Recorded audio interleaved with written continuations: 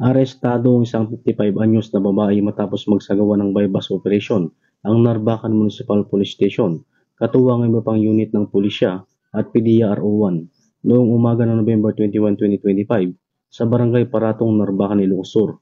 Ayon sa ulat, bandang 7:58 AM hanggang 9:58 AM isinagawa ang operasyon.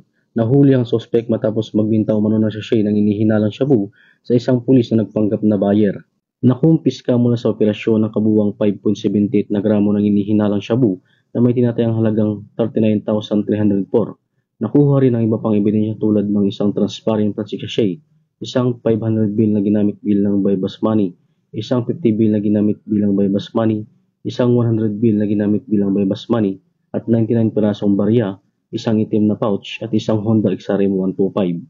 Isinagawa ang inventaryo ng ebidensya sa lugar mismo ng operasyon at sa mga presensya ng itinagang saksi. Alinsunod sa tinakdang proseso ng batas, dinala ang sospek sa istasyon para sa karagdagang dokumentasyon at pagsampa ng kaso. Mula dito sa Picadillo, Ilocos Region, ako po ang inyong Police News Network Correspondent, Patrolman Dennis Carenal, alagad ng batas, tagataguyod ng Balitang Pulis.